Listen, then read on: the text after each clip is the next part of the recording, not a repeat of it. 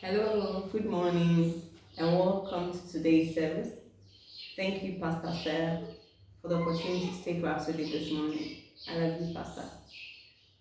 The theme for this morning's Rhapsody is your reason for being, and the verse is taken from John 14:11. It says, "Believe me that I am in the Father, and the Father in me, or else believe me for the very word's sake." Hallelujah. Pastor goes on to say, one of the things I believe God helped me to find out for myself early in life was my purpose for being. I wondered, why do people live in the first place if they eventually end up dying? It became a question I needed an answer to. Then, as I studied about Jesus, I wanted to know, why did Jesus come? As years passed by, the Spirit of God, I got the answer for life. I found out why we lived, and life changed for me. Praise the Lord. Think about it. What is it on the earth that you could consider to be lasting, to be eternally rewarding? Do you want the whole world to be yours? There have been people before you who ruled the world. Think about the pharaohs, the Caesars. They ruled the world. They had everything. In fact, they were esteemed to be gods. But guess what? When their time came, they passed on and it all ended. So what do you want in life? The applause of men? Fame? Self-satisfaction?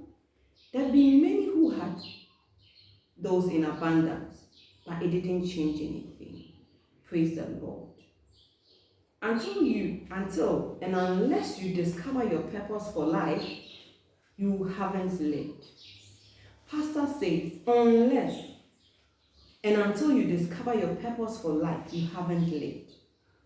Fellowship with God is the idea. Fellowship with God isn't just being friends with Him. It's not just being close to Him. It's being in oneness with Him. Hallelujah. United in purpose and in pursuit. That's the greatest thing you could ever know. To be in fellowship with the Lord and relate with Him as one that you know and that knows you. Praise the Lord. That's the reason for life. To know God. To know that God loves you and you love Him. And walk with Him. To understand what it is to be in God and God in you. This was the prayer of Jesus to the Father concerning us. That's in John 17:22. It says that they may be one, even as we are one. Hallelujah. The greatest thing that a human being could ever know is to discover Him. Discover yourself in Him and discover Him in you. Praise the Lord. Pastor says we should discover ourselves in Him and discover Him in us. Hallelujah. Then you can say like Jesus in John 14:11, I am in the Father and the Father in me. Hallelujah. A glorious relationship which changes your perception and everything about your life. With this understanding, you discover your place in His body, the body of Christ, and go on to fulfill that role. Praise the Lord. Kindly say the prayer with me. Dear Father, thank you for calling me onto the fellowship of your Son, Jesus Christ. Now, I can boldly declare that I am in you and you are in me. What an honor. My passion and desire is to please you with my life as I do all that you've destined for me, knowing that in you I have life to the full. In Jesus' name, amen. Praise the Lord. Stay tuned for the rest of the service. God bless you.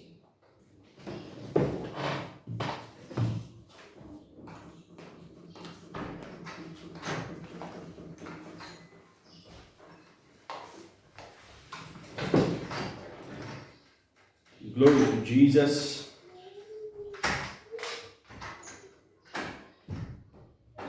Welcome once again to this morning's broadcast. I come to you in the fullness of the blessings of the gospel. And I want us to take out some time to worship. And so you're going to join me in worshiping as we sing this song. Right where you are, you're going to sense the power of God so strong. Glory to God. Your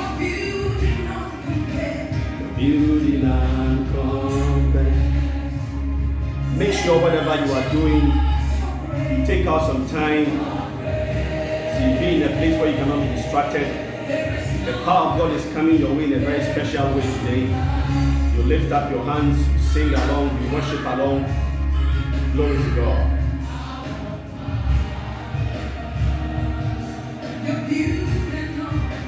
Your beauty not compares. You are great.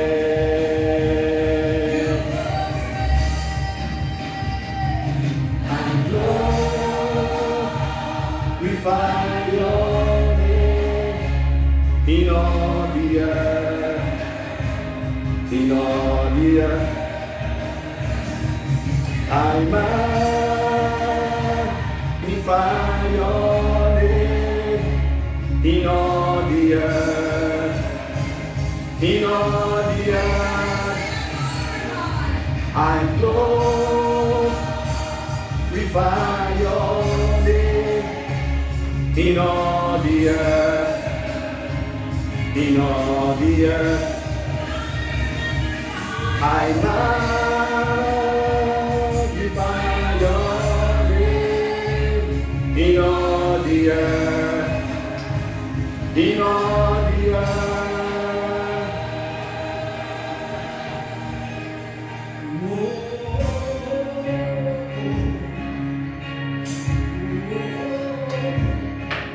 In all the earth.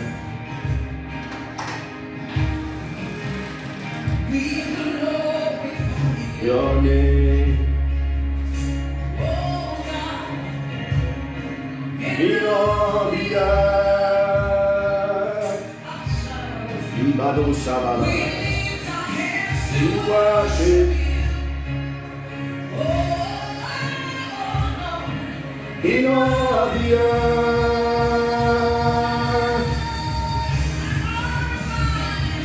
I glorify your name in all the earth, in all the earth. I magnify your name in all the earth, in all the earth. I glorify your name in all the earth, in all the earth. I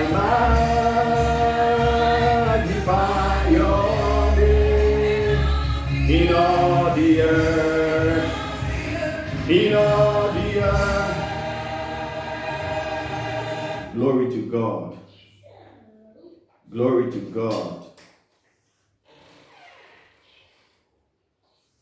Father, in the name of Jesus Christ, we thank you for this morning and for a special time with your Spirit.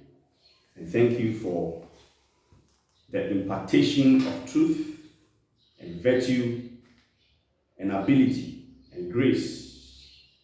Thank you for your Spirit that mantles everybody right where they are this morning. Nobody that is tuning to this broadcast will live the same. There will be abundant testimonies in Jesus' mighty name. I didn't hear your amen. Glory to God. Well, I'm going to spend about 30 minutes with you today.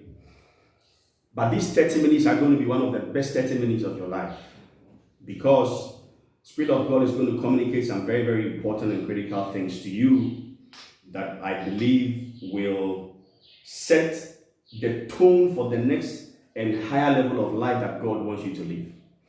Now, last week I began to minister to you on the big story. Now, those of you who couldn't tune in, I would admonish you. The video is still on YouTube. Try and get it and listen to it. The big story. And we are continuing in that light this morning. And there are some things that was communicated last week Sunday that I didn't necessarily say. But after the service and meditating on it and the Holy Spirit speaking to me, I believe that it will be beneficial to you for me to actually mention them and bring them home. Because sometimes when a minister is ministering, there are things he says that he doesn't say. It's laced in the sermon. He didn't necessarily say it, but by virtue of something he said, he actually did say it. But I want to bring all of those things home to you this morning.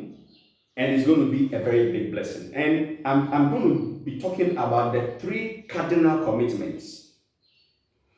The 3 cardinal commitments. And I want us to go back to Matthew chapter 1 from verse 1 as we took last week. The book of the generation of Jesus Christ, the son of David, the son of Abraham. Abraham begat Isaac, Isaac begat Jacob, Jacob begat Judas and his brethren. And if you were tuning last week, I told you that Matthew started the record of the genealogy of Jesus Christ from Abraham, whilst Luke started from Adam. And I gave you some insight into why it was so.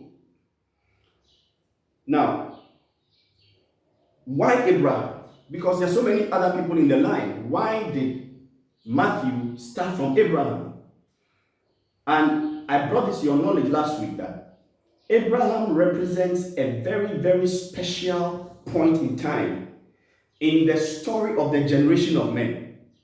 Because when Abraham came on the scene, God finally found somebody who will walk with him by faith, and not just that, but who will raise everybody else after him, all his offspring, everybody in his household, to serve and worship God the way he serves and worships God. And that was special. It was from the time of Abraham that the story of the church actually began. That was when God began to have a people for himself, a nation. God never had that. In the time of Enoch, he had Enoch and his family. After a lot of preaching, nobody actually joined the family of Enoch.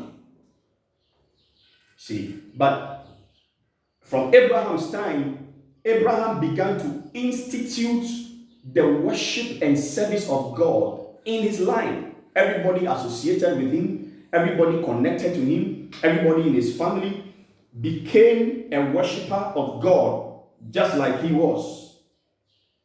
Glory to God. And that began the story of the church. And so it is of it's not for nothing that Matthew picked the story from Abraham, because that was when the thing actually began. When God now began to have a group of people who call him their God, not just that, but who also make sure that everybody in that bloodline serves God the way they serve God. And that's very, very important in what I'm going to be ministering to you today in terms of the 3 cardinal commitments. Glory to God. Now, let's get straight into it. The first one. As a child of God in this season and in this time that we are in,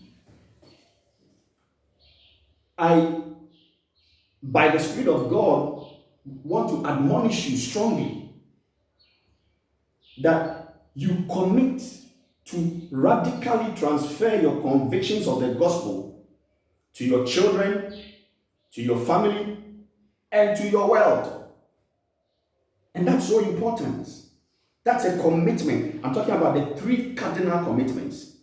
And as I'm ministering to you today, I want you to make that commitment today that you are going to radically transfer your convictions of the gospel to your children, to your family, and to your whole world. That's so important. I mean, we live in a world where people talk about independence of thoughts. Allow people to think the way they want to think, to believe they want to believe. But that is world thinking. I'm talking about kingdom thinking. And that is something which began with Abraham. Abraham raised his family and his children to believe in God the way he believes in God, to serve God the way he serves God, to worship God the way he worships God, to commit their lives to God the way he commits their lives, his life to God. And you're going to make that commitment as you are listening to me. Your children, your family, you are going to consciously and radically transfer your convictions to them. Don't have children who grow up and they don't believe in God as much as you do. They don't love God as much as you do. They don't want to serve God as much as you are serving God. That would be a tragedy. Glory to God. And don't just leave members of your family to just believe what they want to believe in. No, let there be a transfer. Let there be a transfer. There's something in the gospel that always gets my attention. And he says that if you believe in this gospel, he says, out of your belly shall flow rivers of living water. What's he talking about? The distribution of the Spirit. You see, the life that we have in Christ Jesus is a life of distribution. We don't just live in the world in a passive state. No, we live to distribute what we have. So you're going to make that your commitment, and you're going to do it radically, without apology. Anybody who comes into your world, anybody who comes into your space, let them catch your conviction. The conviction of the gospel that you have, let them catch that conviction. Glory to God. Are you with me? When that happens, something is going to happen. We're going to raise a generation of, we're going to pass on this gospel to people who can also pass it on to the next generation. Glory to God. The next commitment that I want to talk to you about today is that you commit to start or do something big for God. You see, make that commitment that in your lifetime and with your life, you're going to start something big for God, or you're going to do something big for God. Make that commitment. Because you can. And I take you back to Abraham again. That was something that it was novel. Nobody had walked with God that way. But when Abraham came on the scene, the dream of God, that God wanted to have a people for himself, that dream became a reality. Abraham began it. There was no example for him to follow. But he pioneered it. And so you're going to make that commitment today, that you're going to start something big for God. And you're going to do something big for God. And there are many things you can do for God. And that should become your lifestyle. Look at the story of David. How David lived. David was prospering. David was doing well. And David suddenly said, I'm going to build God a house. God didn't ask David to build him a house. It was David himself. That was also novel, who decided that I am going to build God a house. That was a pioneering work. That was somebody deciding that my life will matter. See, I'm not just going to live an ordinary life. No, but my life is going to matter. I'm going to use my life to do something big for God. What a blessing it is. For your life to count that way to God. What a glorious blessing it is. Hallelujah. And there are so many things you can do for God. So many things. And, thinking about what is happening in our world today with the outbreak of this pandemic, and I'm thinking about it, look at the evil, the magnitude of the evil. So much evil. So many people died, and it got my attention in a certain light. And I said to myself, well, we can do something. We can create a pandemic of good. See, we can decide that we're going to do so much good in this world that the world will never recover from it. Are you hearing me, somebody? Yeah. And we can do it. And we are going to do it. And for all of you in Christ Embassy Osu, we're going to do something. We're going to learn something very extraordinary. Glory to God. Very, very extraordinary. And we will launch it well, but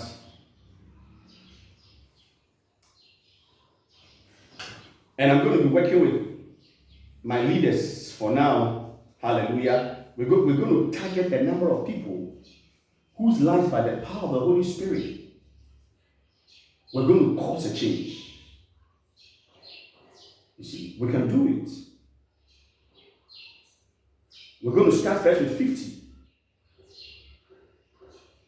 But we're going to target 1,000 by year end. Listen to this. If a pandemic can break out and cause so much evil, what are we doing? Let us break out a good pandemic. A pandemic that will cause so much good. And what I'm talking about, we're going to target people, we're going to minister to them, and we're not just going to minister to them, we're going to take them to the next level of their life by the Holy Spirit. You see, that is our ministry. God has given to us the ministry of reconciliation. And then Jesus said to his disciples, he says, you are the light of the world and you are the salt of the earth. This earth needs us. We have what it takes to preserve. We have what it takes to shine lights. Are you with me? And we're going to shine our light. See, so we're going to target people. We're going to bring them to their next level. Sometimes when we do some of these things in church, we preach to them and we bring them to church, and we pray for them and prophesy for them. That's good. But we're going to go beyond that this time around. We're going to do something more. You see, because some of the people that we're going to reach to, some of them are actually good, but somebody just has to come to the next level. Maybe somebody has to get a promotion in their workplace. Someone else may have to start a business. Someone else may need to get a job. So if the person you minister to is somebody who needs a job, you're not just going to preach to the person and pray for the person. No, you're going to work with the person to get a job. You see, and I'm going to set up a committee for this. I'm going to have daily meetings with this committee. We're going to change lives. We're going to do so much good. And in the process, we're going to be transferring the Holy Ghost. Something about this thing that happened. All you need to catch it is to be close to somebody who has it. Glory to God. And the Holy Ghost is more contagious than any virus. Are you with me? As we're going to be spreading, anybody that comes into our space, they will catch the Holy Ghost. See, so you work with them. If they need to start a business, and I'm setting up a foundation for this. Because sometimes what somebody needs to change their life is 500 cities. You'll be surprised. Other times, maybe just 1,000 cities. Peradventure, it is even 5,000 cities. How much is 5,000 cities to a life changed? Or whatever amount it is. But many times, it's not just money. Because money is available. It's wisdom and grace. You see, so what we're going to do, we're going to target people. We pick them on. And we will work with them every step of the way to make sure their life is changed. Deliberately.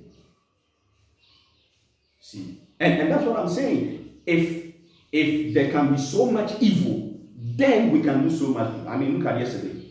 A man of God said during the broadcast that we should locate men of God who may have come into some kind of difficulty as a result of the pandemic and do them good. That is something extraordinary. And when Pastor said that, I said, praise God, Holy Ghost must have been talking to me because I've been meditating on this. So the second commitment said, commit to do or start something big for God. Your life can count. See, and I love my man of God, General Director. How Pastor has raised me. And I look back at my life, the things I've done for God, the church building I built for God. Hallelujah. My commitment to the gospel in many ways. That is the way to live. Which other way are you going to live? A life that does not count for God, a life that does not count for Jesus is a wasted life. Listen to me very well. If you live and your life is all about yourself and all about your dreams and all about what you want to achieve, and Jesus is not the pivot of the life you are living, you have wasted that life. So this commitment you will make, that in your lifetime you will do something big for God. There's some of you listening to me. You can start a church. You can pastor people. There's some of you listening to me. You can build a church for God. You see, and there are so many things we do in the house of God. But something every one of us is going to do, and I said I'm going to start with my leaders. We are going to target people, and we're going to start with 50, and this is starting this week that I'm talking. And we are bringing them from where they are to there. We're not just going to pray and say, God, give them money. God, no. We are working with them every step of the way and making sure that we have that grace, we have what it takes. And it's not just going to be a one-day thing. And I spoke about the foundation. And if you are listening to me and you are interested, you want to be part of this, let me know. Come on board. Let's start something big for God. Let's do something massive for God. Let's do something big for God. Glory to God. So that's the second commitment.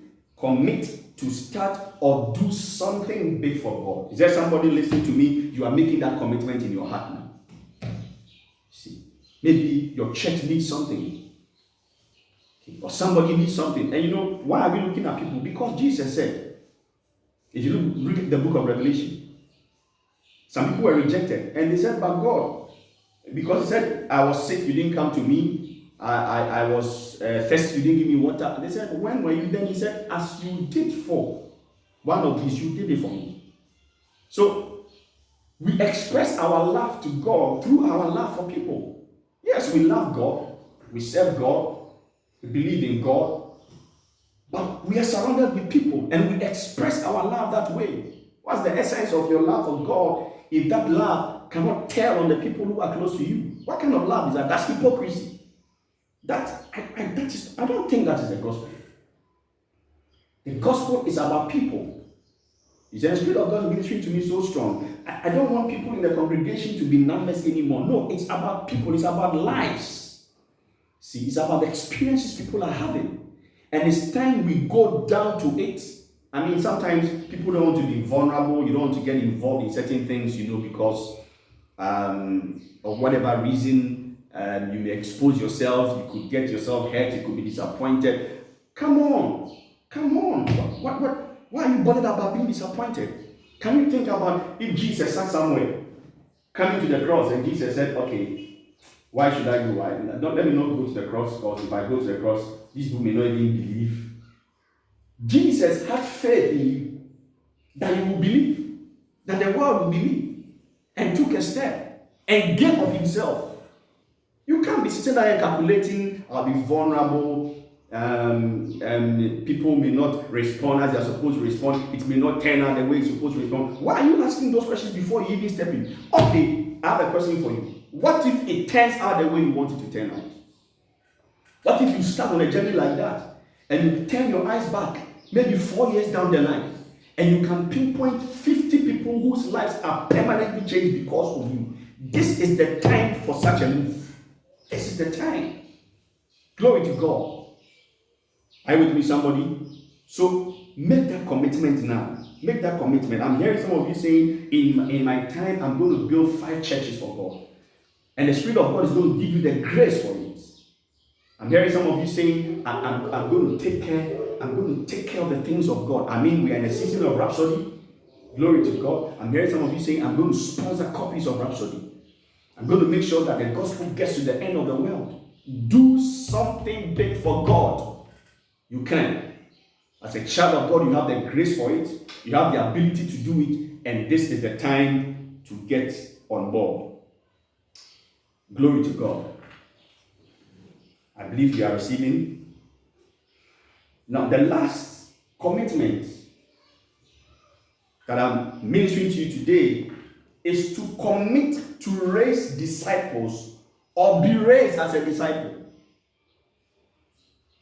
Make that commitment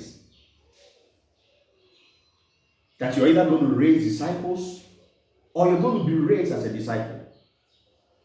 See, it's not good enough to just be a child of God.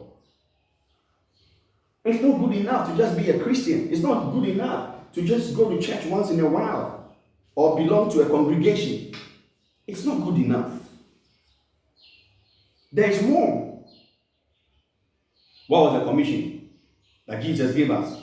He says, go, make disciples of the nations. That's the commission. Make disciples. You see, what does that mean? Raise people to be like you at the minimum. That's what it means. And as we get into this, I just want to bring you a brief historical context.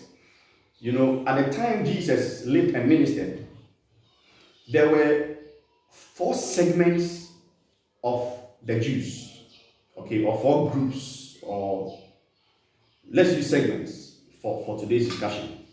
You had the Pharisees, you had the Sadducees, you had the Essenes, and you have the Zealots. Now, the Sadducees were the group of people, and follow me, you're going to get in a bit. The Sadducees were the group of people who believed that let's live well on earth. They were in the political class. You know, some of them had positions also in the temple.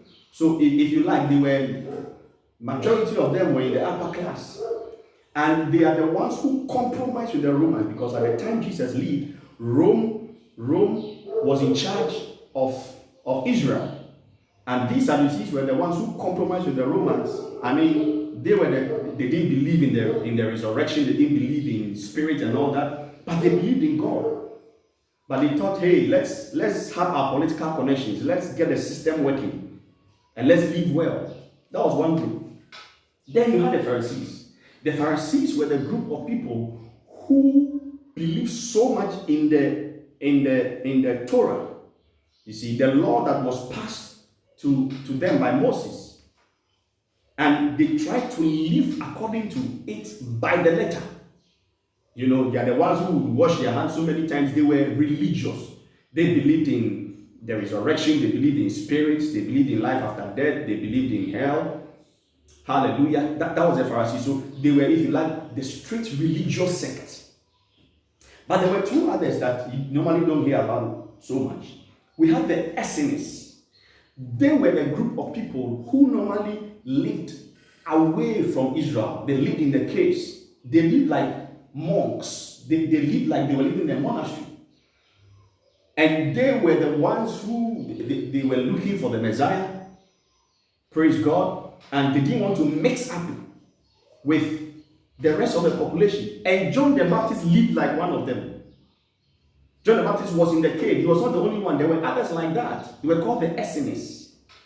You see, they believed that you have to live a devoted life. You have to separate yourself away from the rest of the people so you can serve God well. Then there was a 4th group, and I'm bringing all of them together. This group was called the Zealots. The Zealots. They were more like terrorists, if you want to call them. They were people who believed that they can deliver Israel out of the rule of Rome through fighting. So they had swords. It was a movement. I mean, what people call terrorism today sometimes. It was a movement. You know, and there were different sects. Now, why am I bringing this to you? If you look at the ministry of Jesus Christ, at several points in the ministry, he had people who were from the Zealot movement as part of his ministry. He had people who were from the Essenes movement. He had people who were from the Sadducees. He had people who were from the Pharisees. They all identify with the ministry of Jesus Christ. And he made disciples out of them. One of the disciples of Jesus Christ was called Simon. He's called Simon the Zealot. That Simon was actually a zealot before. You see, what am I saying? That as a child of God, See, you have to have open arms to be able to receive different groups of people from different backgrounds and turn them into disciples. Look at what Paul says to Timothy. He said, the things that I have committed to you, the same commit to faithful men who shall be able to commit it to others also. That is how the gospel moves on. The only reason why you receive the gospel you receive is because somebody received the gospel and committed it to somebody who has the capacity to pass it on. And we pass it on through different means. So all of you leaders who are listening to me, this is the time to raise disciples. You see, and it's something you do deliberately and consciously. Pass on what you have received. You've received so many things. Hallelujah. The truth of the word of God, your inspirations about Jesus Christ. You see, who Jesus is to you, the power of the name of Jesus, what Jesus can do in the life of a person who believes. You've received so much. It's time to make this.